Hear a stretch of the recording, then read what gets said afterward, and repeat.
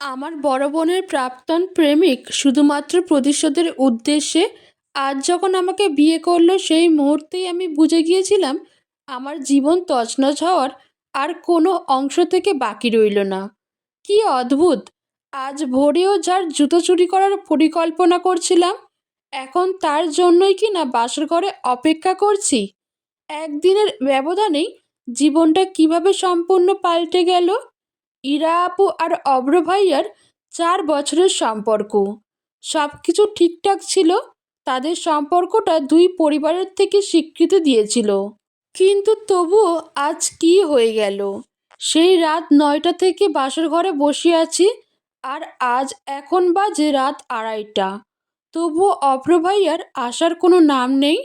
তিনি আদেও আসবেন কিনা তার ঠিক নেই।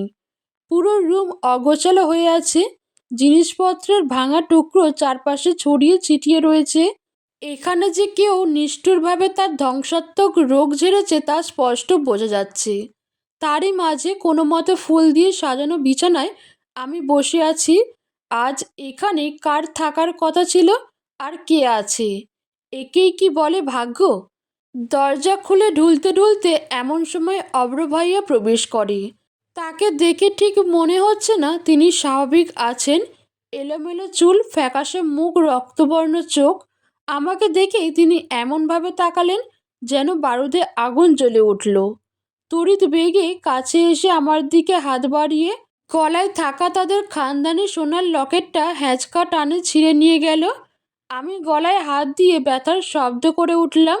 সেদিকে তিনি তোয়াক্কা না করে আমার হাত শক্ত করে ধরে বিছানা থেকে নামিয়ে দিয়ে চেঁচিয়ে বললেন, এই লকেট পরার অধিকার তোমার নেই।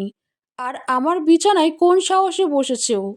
মদের বিশ্রী গন্ধ আমার নাকে আসতে লাগলো। অভ্র ভাইয়ার মতো ছেলে মদ খেয়েছে, ইরা আপু কতটা কষ্ট না তাকে দিল। কি ভাবছিল তোমার বোন? আমার সাথে যা ইচ্ছে তাই করে কেটে পড়বে, আর আমি চুপচাপ সব মেনে নিব? ইরাকে কিছু বলতে পারলাম না। তাতে কি, এবার তার প্রিয় মানুষটিকে না হয় শাস্তি দিব, তিলে তিলে জ্বালিয়ে মরব। প্রস্তুত থাকো। কথাটি বলে এক ঝটকায় তিনি আমাকে ছেড়ে দিলেন। কথাগুলো বলার মতো শক্তি হয়তো তার কাছে ছিল, কেননা তারপরেই তিনি বিছানায় গা এলিয়ে পড়ে রইলেন। তার থেকে দৃষ্টি সরিয়ে সামনে থাকা ভাঙা আয়নায় নিজের বউ সাজের প্রতিফলনে চোখে পড়তেই বুকের মধ্যে ধক করে উঠল। সব মেয়ের মতোই কতটা আশা ছিল এই বউ সাজা নিয়ে, কিন্তু আজ সব কিছু দুঃস্বপ্নের মতো মনে হচ্ছে। অভ্র ভাইয়া ঠিকই বলেছে, আপুর সব থেকে প্রিয় মানুষ ছিলাম আমি, কারণ আপুর করা সব দোষ ত্রুটি আমি ঢাকতাম। ছোট থেকেই একটু দুষ্টু হলেও আমি ছিলাম আমার বাবা মার বাধ্য সন্তান। আর ইরা আপু একটু জেদি আর একরোখা টাইপের, বাবা মার কথা খুব কমই শুনতো। তাই আমাকে দিয়েই বাবা মার থেকে বিভিন্ন কার্যসিদ্ধ করিয়ে আর নিজের দোষ ঢাকাতে পেরে আপু আমায় অনেক আদর করত। তবে আপুর করা এইবারের দোষটি ছিল সাংঘাতিক বড়। 4 বছরের সম্পর্কের বিয়েতে তিনি পালিয়ে গেলেন, আবার তাও কিনা অভ্র ভাইয়ার সব থেকে কাছের বন্ধু মাসুদ ভাইয়ার সাথে। মাসুদ ভাই, ইরা আপু আর অভ্র ভাইয়া ছিল ব্যাচমেট। অভ্র ভাইয়া দেখতে যেমন সুন্দর তেমনই প্রতিষ্ঠিত। তার বাবা শহরের নামকরা ব্যবসায়ীদের মধ্যে একজন।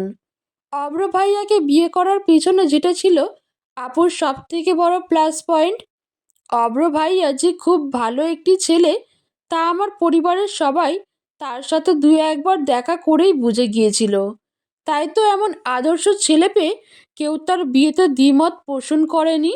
আর এমন একটি ছেলেকে ফেলে ইরা আপু কেন পালিয়ে গেল তা সবার কাছেই রহস্য হয়ে উঠল।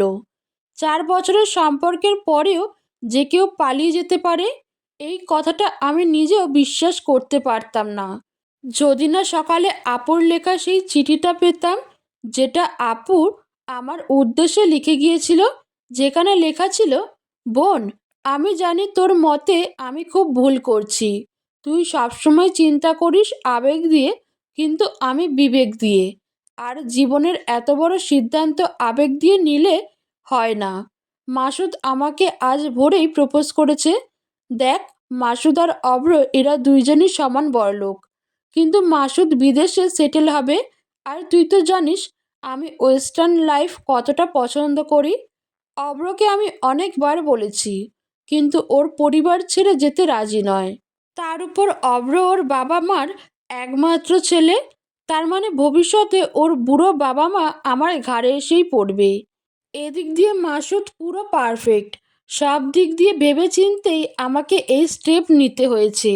সবার এখন মাথায় রাখ, তাই কেউ এখন আমাকে বুঝবে না। তুই একটু সবটা সামলে নিস। কত সহজে আপু বলে দিল সবটা সামলে নিস, যেন এটা কোনো ব্যাপারই না। সামলাতে চাইলেও আমি সামলাতে পারিনি, কারণ চিঠিটা সবার হাতে পড়ে যায়। বাবার জন্য ছিল এটা একটি বড় ধাক্কা।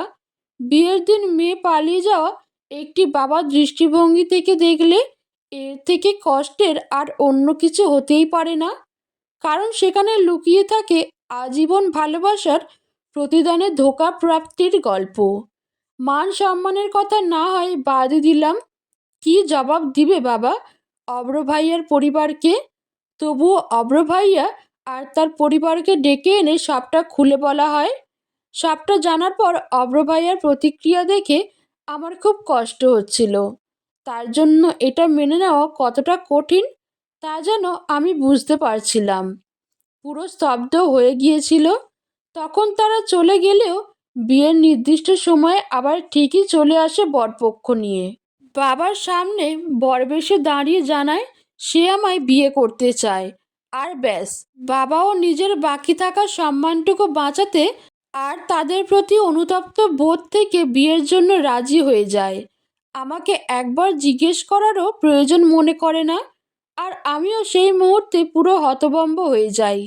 তারপর কি থেকে কি হয়ে গেল তা বুঝে ওঠার আগেই বিয়েটা হয়ে যায়। বিয়ের কাগজে সিগনেচার করার সময় অভ্র ভাইয়া শুধু একবার আমার দিকে তাকিয়ে একটি তাচ্ছিল্যের রহস্যময় হাসি দেয়। আমার পুরো শরীরে একটি শীতল শিহরণ বয়ে যায়। তার চোখ দেখে তখনই আমি শুধু নিজের ধ্বংস দেখতে পাই। বাবা মার উপর খুব অভিমান হচ্ছে। তারা কেন আমার সাথে এমন করলো? আপুর ভুলের প্রায়শ্চিত্ত আমার কাঁধে তুলে দিল। আমার বয়সই বা কতটুকু? সবে এইচএসসি পাস করেছি, আর এখনই বিয়ে? কত স্বপ্ন দেখেছিলাম এই বিয়ে নিয়ে, কিন্তু এখন সব শেষ। এই 4 বছরে অভ্র ভাইয়াকে আমি দেখেছি মোট 4বার। প্রথম যখন দেখি তখন আমার বয়স মাত্র 16। সেদিন ছিল স্কুলে হাফ পিরিয়ড। দুই বেনি করে কাঁধে ব্যাগ ঝুলিয়ে দুলতে দুলতে স্কুল ড্রেসে বাড়ি ফিরছিলাম। হঠাৎ মধ্য দুপুরের ছোট্ট ফাঁকা গলিতে পেছন থেকে মিষ্টি কণ্ঠে কেউ ডেকে ওঠে, অরু। আমি পিছনে ঘুরে তাকিয়ে দেখি নীল চেক চেক শার্ট গায়ে একটি ভার্সিটি পড়ুয়া সুদর্শন ছেলে মাথা ঈষৎ নিচু করে হাতে একটি সাদা খাম নিয়ে লাজুক মুখে দাঁড়িয়ে রয়েছে। আমি কাচুমাচু করে অবাক হয়ে তাকিয়ে কিছু বলার আগেই সে তার হাতে থাকা সাদা খাম আর সাথে ছোট্ট একটি প্যাকেট আমার দিকে বাড়িয়ে দিয়ে বাম হাত দিয়ে মাথা ঈষৎ চুলকিয়ে লাজুক মুখে বলল, এগুলো তোমার বোন ইরাকে একটু দিয়ে দিও প্লিজ। আমি নির্বাক হয়ে ভ্যাবলার মতো তার দিকে তাকিয়ে থেকে হাত বাড়িয়ে সেসব নিয়ে নিলাম। আর সে তৎক্ষণাৎ একটু লাজুক মুচকি হাসি দিয়ে পেছনে ফিরে চলে যেতে থাকলো। গলির শেষ মাথা পর্যন্ত যতক্ষণ তাকে দেখা গেল ততক্ষণ সেখানে আমি অবাক অপলকভাবে ঠায় দাঁড়িয়ে রইলাম। আপুর যে কারোর সাথে প্রেম চলছে তা ততদিনে আমি জেনে গিয়েছিলাম। 16 বছর বয়স, সারাক্ষণ উপন্যাসে বুঁদ হয়ে পড়ে থাকা। আমির কাছে এসব ছিল সম্পূর্ণ নতুন। হঠাৎ বাস্তবে প্রথম কাজ থেকে এসব দেখে অনেকটা উৎসাহিত হয়ে পড়েছিলাম। এক ছুটে বাড়ি গিয়ে আপুর সামনে হাসতে হাসতে খামসহ প্যাকেটটা বাড়িয়ে দিলাম আর বললাম, খুব সুন্দর ফর্সা মতন একটা ছেলে তোমাকে দিতে বলেছে। আমার কথা শুনে আপু ফোন টেপা বাদ দিয়ে শোয়া থেকে উঠে বসে প্রথমে প্যাকেটটি খুলে দেখে খুব সুন্দর একটি দামি কানের দুল। দুলটি দেখে আপু খুব পুকলিত হয়ে উঠে তারপর কোনো মতে সাদা খামটি খুলে ভেতরে থাকা ছোট্ট চিরকুটটি কোনো মতে পড়ে। খামসহ চিরকুটটি মেঝেতে ছুঁড়ে ফেলে, বিছানা ছেড়ে উঠে আয়নার সামনে গিয়ে দুলটি নিয়ে ব্যস্ত হয়ে পড়ল। সামনে পড়ে থাকা খামটি থেকে দুটো সাদা কাঠগোলাপ ফুল আমার পায়ের সম্মুখে এসে পড়ল। আমি হাঁটু গেড়ে বসে বিস্ময় ভরা চোখে আলতো হাতে ফুলগুলো তুলে চিরকুটটি উঠিয়ে পড়ে দেখলাম সেখানে লেখা, এভাবেই জড়িয়ে রেখো সাদা কাঠগোলাপের সাদার মতো ভালোবাসার মায়ায়, অভ্র। সেদিন সারা দিন আর রাত আপু ব্যস্ত হয়ে থাকলো সেই দুল নিয়ে, আর আমি ব্যস্ত হয়ে রইলাম সেই কাঠগোলাপ দুটি নিয়ে। বান্ধবীদের মুখে অনেক শোনা অবাক কাঠগোলাপ ফুল সেদিন প্রথম থেকে পড়ার টেবিল শুধু বিস্ময় ভরা চোখের হাতের তালুতে নিয়ে সেই অদ্ভুত সুন্দর ফুলগুলো বারবার দেখছিলাম। এতটাই ভালো লেগেছিল যে আজও সেই শুকনো ফুলগুলো চিরকুট সমেত বইয়ের ভাঁজে রেখে দিয়েছি। অব্র ভাইয়াকে আমার লাগতো ঠিক উপন্যাসের নায়কের মতো। তার করা সব কাণ্ডগুলো মিলে যেত উপন্যাসের সাথে। আপু আমার পাশেই সারা রাত তার সাথে ফোনে কথা বলতো, আর আমি শুধু তাকিয়ে তাকিয়ে দেখতাম। অব্র ভাইয়া যে আপুকে খুব ভালোবাসতো তা তাকে সামনে থেকে বেশি না দেখেও বুঝতে পারতাম। খুব খুশি ছিলাম আপুর জন্য যে আপু তার সত্যিকারের ভালোবাসার মানুষ খুঁজে পেয়েছে। আনমনে আমিও চাইতাম যে আমারও যেন ঠিক অব্র ভাইয়ার মতো এমন ভালোবাসতে পারা একজন মানুষের সাথেই বিয়ে হয়। আমার মন তো সেই ভাঙা ভেঙেছিল যখন জানতে পারলাম অব্র ভাইয়া আর কোনো ছোট ভাই নেই।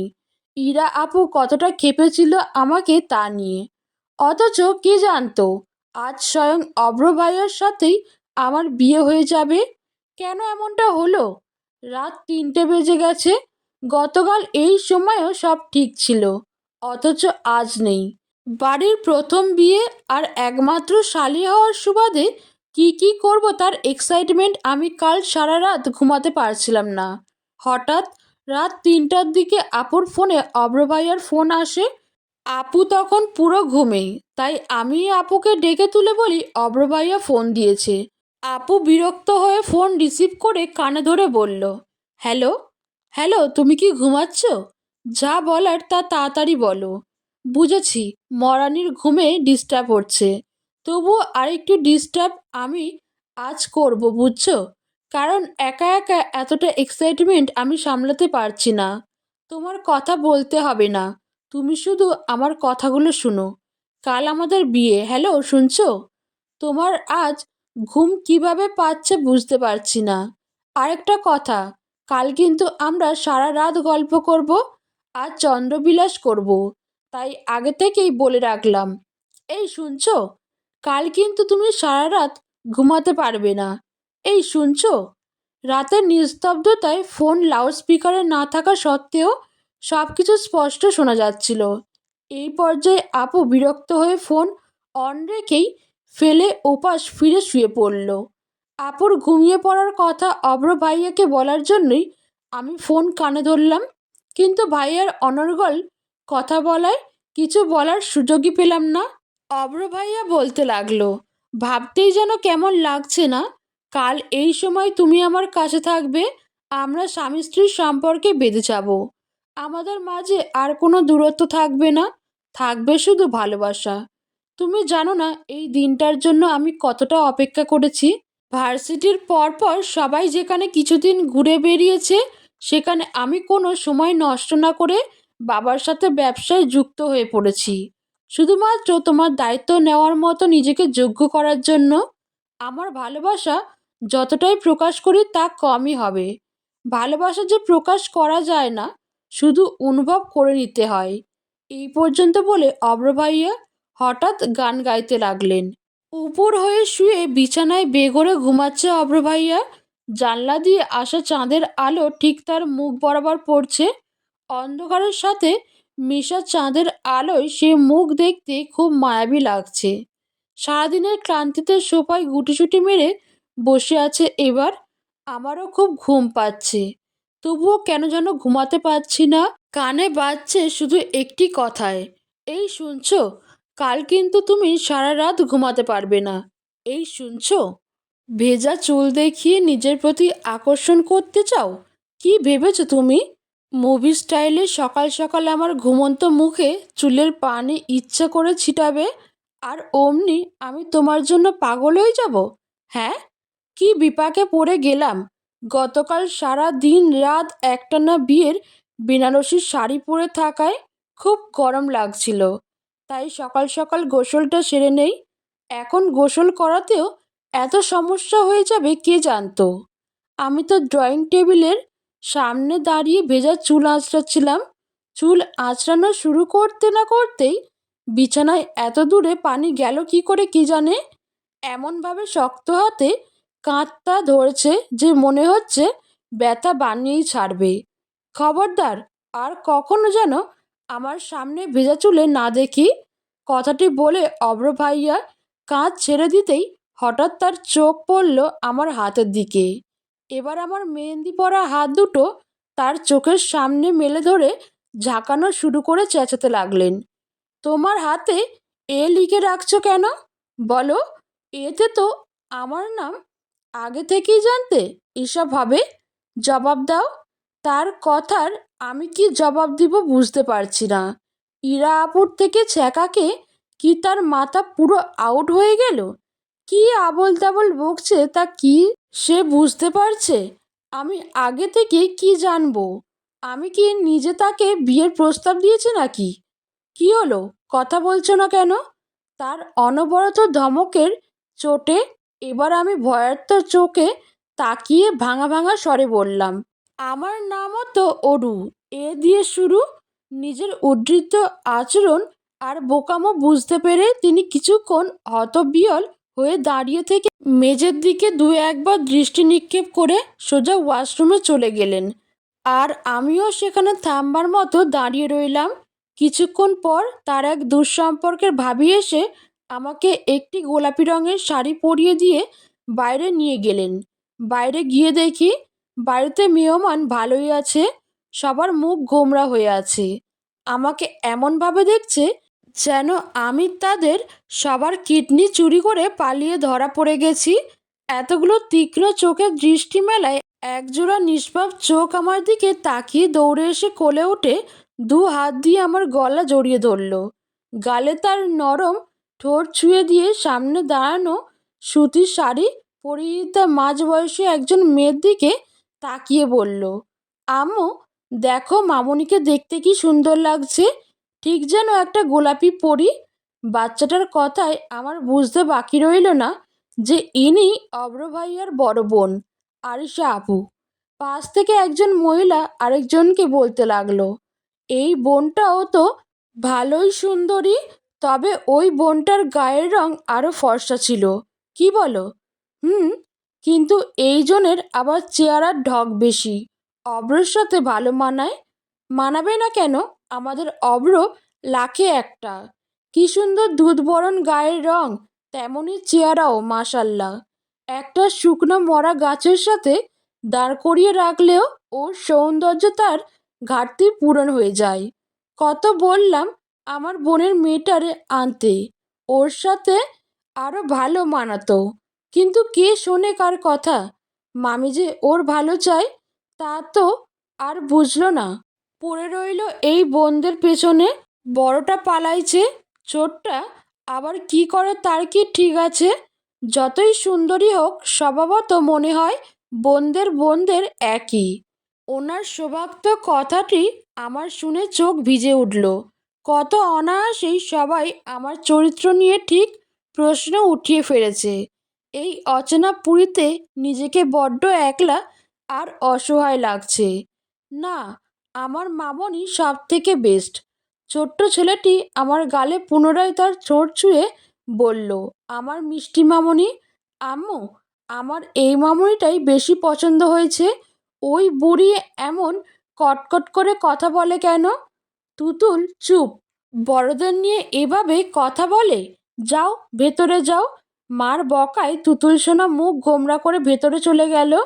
আরিশা আপু এরপর তার মামিকে উদ্দেশ্য করে বললেন, আহ মামি, আপনারা কি শুরু করলেন বলেন তো? যা হবার তা হয়ে গেছে, এখন এসব বলে কি কোনো লাভ হবে?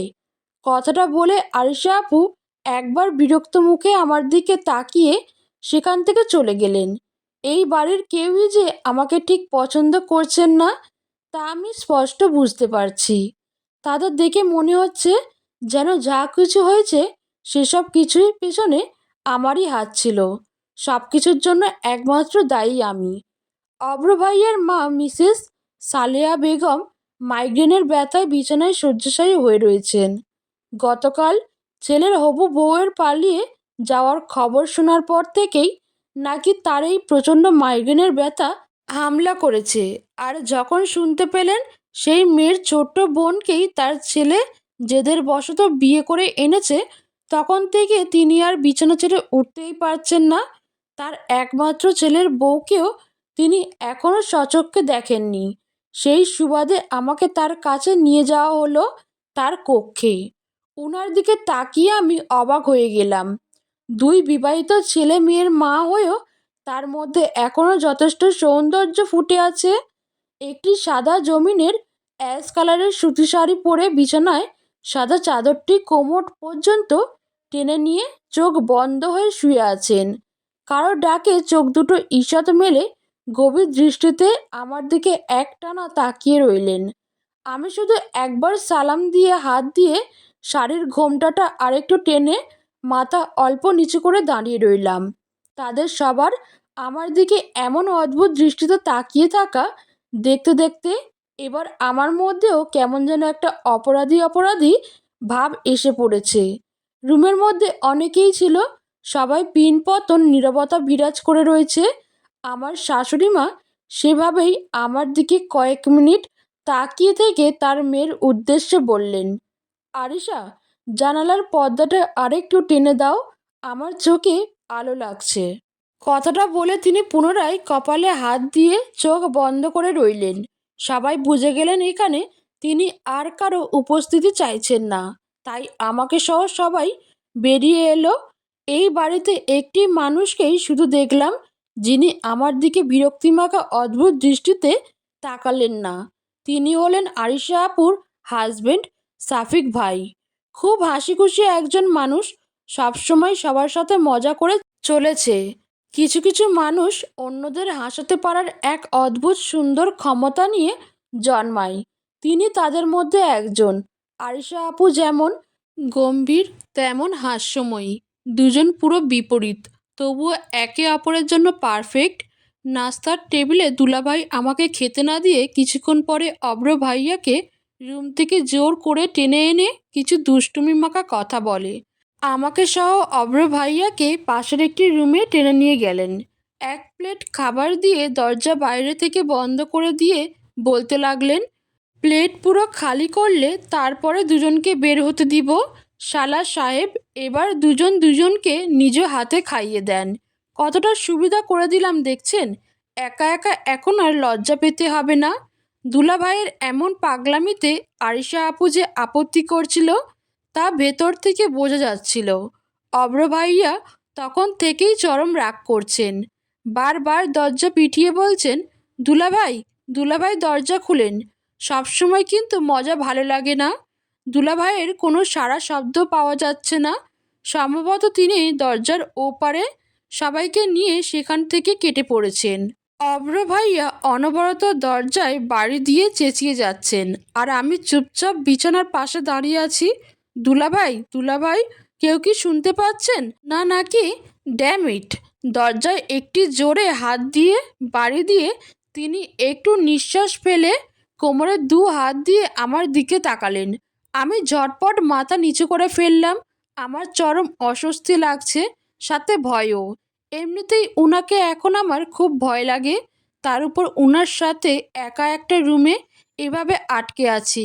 এই প্রথমবার, না, কথাটা ভুল, এই প্রথমবার নয়, দ্বিতীয়বার।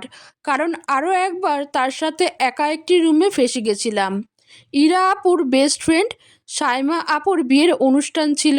তাদের ক্লাসের সকলেই ইনভাইট করা হয়েছিল।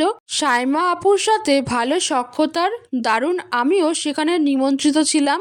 বিয়ের কার্যক্রম শুরু করার পর্যায়ে হঠাৎ ইরা আপু মনে পড়ে সে তার পার্স সে দোতলায় একটি রুমে ভুলে ফেলে এসেছে। সেখানে একটি ছোট্ট মেকআপ কিট রয়েছে যা একটু পরপর আপুর প্রয়োজন। সেই পার্স আনতে আপু আমাকে নিয়ে যাত্রা করে দোতলায়। কিন্তু সিঁড়ির কাছে আসতেই একজন ফটোগ্রাফারকে পেয়ে আপু ছবি তোলাতে ব্যস্ত হয়ে পড়ে এবং আমাকে একাই পাঠায়। বিয়ের অনুষ্ঠান শুরু হয়ে পড়ায় সবাই নিচে চলে যায়। দোতলায় এখন পুরো শুনশান নীরবতা। পার্স নিয়ে ফেরত আসছিলাম, এর মাঝে আবার দোতলার লাইট সব চলে গেল। হয়তো লোডশেডিং। নিচে জেনারেটরের ব্যবস্থা করার, সেখান থেকে আসা মৃদু আলো দোতলার ঘন অন্ধকার কাটিয়ে আবছা করে রেখেছে।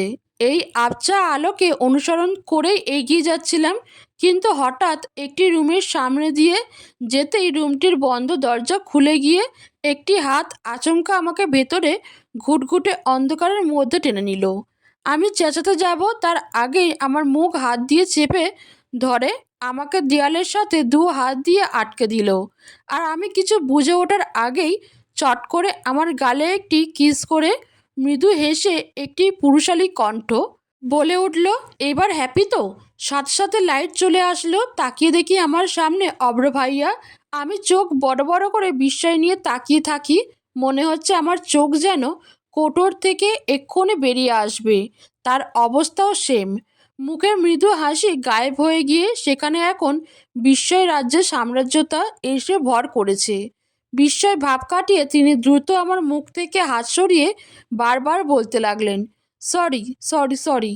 আমি আসলে ভেবেছিলাম ইরা। তার গলা দিয়ে আর কোনো আওয়াজ বের হচ্ছে না। বেচারা এমন বিব্রতকর অবস্থায় পড়ে গিয়ে কি বলবে কি করবে ভাবতে ভাবতে একবার হাত দিয়ে কপালের ঘাম মুছে, আবার পরক্ষণে রুমাল খোঁজার জন্য একবার বুকের একবার সাইড পকেট দ্রুত হাত বুলাতে থাকি। আর আমি তখনও হামবার মতো বিস্মিত চোখে তাকিয়ে স্থির হয়ে রইলাম। তার এখন অস্থিরতা দেখে আমি আরও জমে রইলাম। তার চেহারার অবস্থা সেই মুহূর্তে দেখার মতো ছিল।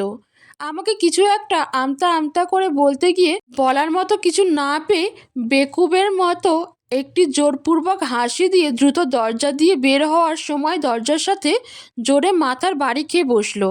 কপালে হাত দিয়ে একটু থেমে পুনরায় যাওয়ার সময় আবার পায়ে হোঁচট খেলো, কিন্তু এবার আর থামলো না, সোজা এক ছুটে পালালো। আর আমি 1 মিনিটের মধ্যে ঘটে যাওয়া এত কিছু দেখে তারপরের 5 মিনিট সেখানে শকড হয়ে দাঁড়িয়ে রইলাম। হাসছো কেন? সেদিন অব্র ভাইয়ার চেহারা আর অস্থিরতা কাণ্ডগুলোর কথা মনে পড়ে আনমনে কখন যে মুচকি মুচকি হাসা শুরু করেছি সেদিকে টেরই পায়নি। অব্র ভাইয়ার কথার ঘোর কাটায় হাসি গায়েব হয়ে গেল। মাথা নিচু করে মৃদু ঝাঁকিয়ে বোঝালাম, কিছু না। হঠাৎ আমার ফোনে একটি আননোন নাম্বারে ফোন আসে। আমি রিসিভ করে হ্যালো বলতেই ওপাশ থেকে ভেসে এলো, হ্যালো অরু, তুই ঠিক আছিস? আমি বিস্মিত স্বরে বলে উঠলাম, ইরা আপু? আমি যা শুনলাম তা কি সত্যি? অব্র নাকি তোকে? ইরা আপুর কথায় মাঝপথে অব্র ভাইয়া এসে আমার কাছ থেকে ফোন কেড়ে নিয়ে উচ্চ স্বরে ইরা আপুকে বলতে লাগলো, হ্যাঁ তুমি ঠিকই শুনেছ, তোমার বোনকে আমি বিয়ে করছি। কি ভেবেছো এত সহজে ছাড় পাবে? হ্যালো ইরা, ইরা। ইরা আপু হয়তো ফোন কেটে দিয়েছে। অব্র ভাইয়া কিছুক্ষণ হ্যালো হ্যালো করে রাগের চোটে ফোনটা বিছানায় ছুঁড়ে মেরে খাবারের প্লেটটা হাত দিয়ে ধাক্কা দিয়ে মেঝেতে ফেলে দিল। কাঁচা প্লেটটা চুরমার হয়ে ভেঙে গিয়ে খাবারগুলো পুরো রুমে ছড়িয়ে পড়ল। আমি ভয়ে পুরো জড়সড় হয়ে পড়লাম। এরপর তিনি দ্রুত গতিতে আমার দিকে এগিয়ে এসে শক্ত হাতে আমাকে ধরে দাঁত কটমট করে বলতে লাগলো, খবরদার ইরার সাথে যেন আর কখনো কথা না বলতে দেখি, না হলে কিন্তু।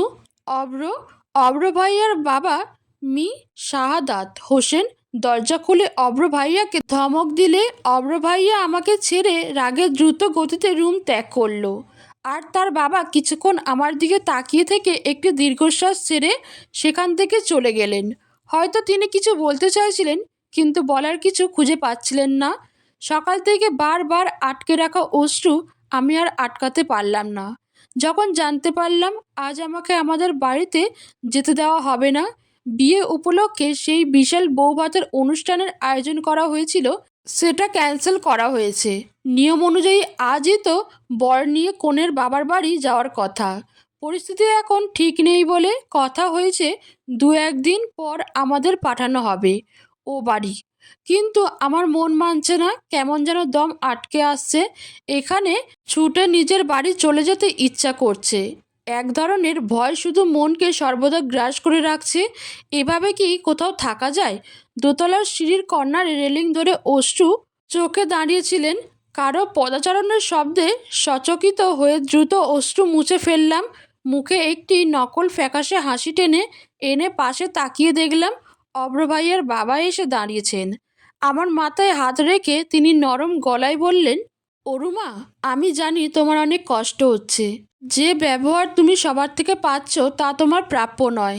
যা কিছু হয়েছে সেখানে তোমার কোনো হাত নেই। তবুও তোমাকে এসব ভোগ করতে হচ্ছে। অভ্রর আচরণে কষ্ট পেও না মা। আমার ছেলেটা মোটেও এমন নয়। তীব্র আঘাত ওকে এখন আবেগশূন্য করে রেখেছে। ও নিজেও উপলব্ধি করতে পারছে না ও কি করছে। ভালোবাসা থেকে প্রাপ্ত ধোঁকার আঘাত সে খুব তীক্ষ্ণ কষ্টের হয়। ওর এখন একজনের সঙ্গর খুব প্রয়োজন, যে ওর নির্জীব দেহে আবার প্রাণ ফিরিয়ে আনবে। আর আমি জানি এই কাজটা একমাত্র তুমিই পারবে। তোমার কি মনে হয় অভ্র তোমাকে বিয়ে করতে চাইলো আর অমনি আমি শুধু শুধু রাজি হয়ে গেলাম? না, এতটা নির্বোধ আমি নই। যে ছেলের জেদের বশে হুট করে নেওয়া এত বড় একটি সিদ্ধান্তকে মেনে নেব।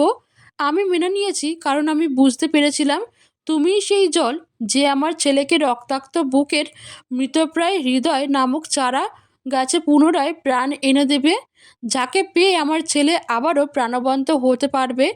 কাল যখন আমরা তোমাদের বাড়িতে জানতে পারলাম ইরা পালিয়ে গেছে, তখন সেখানে আমরা সবাই আমাদের নিজ নিজ সম্মানের ভয়ে চিন্তিত ছিলাম।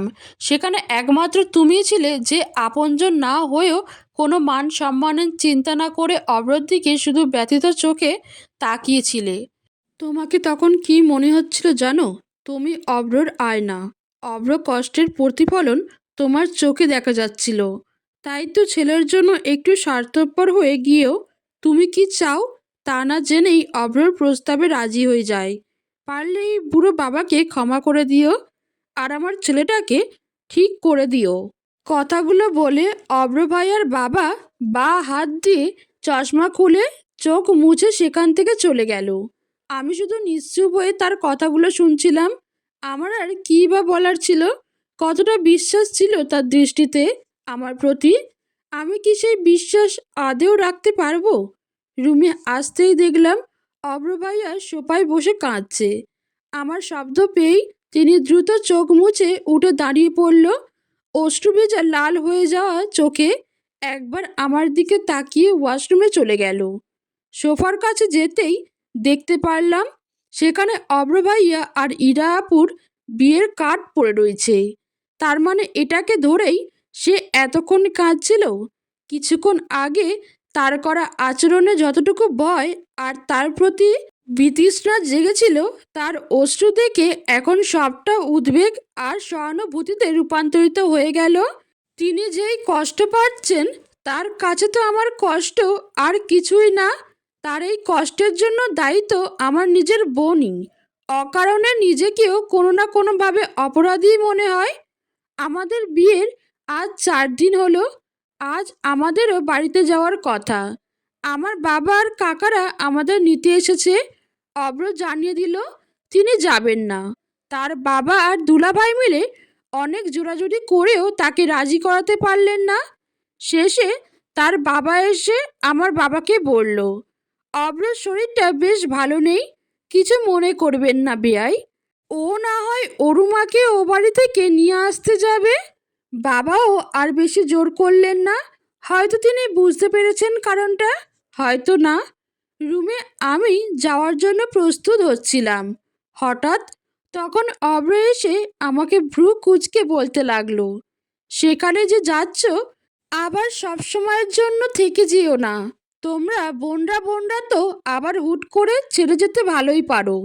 কথাটি বলে তিনি সেখান থেকে চলে যাওয়ার জন্য উদ্যত হলে আমি পিছন থেকে তাকে বললাম, চিন্তা করবেন না, আপনার অনুমতি ছাড়া আমি কখনো আপনাকে ছেড়ে যাব না। পেছনে ঘাড় ঘুরিয়ে ভ্রু কুঁচকে তিনি আমার দিকে কিছুক্ষণ তাকিয়ে থেকে পুনরায় চলে গেলেন। আমি একটু দীর্ঘশ্বাস ছেড়ে জানলা দিয়ে দেখতে যাওয়া সীমাবদ্ধ আকাশের দিকে তাকিয়ে রইলাম।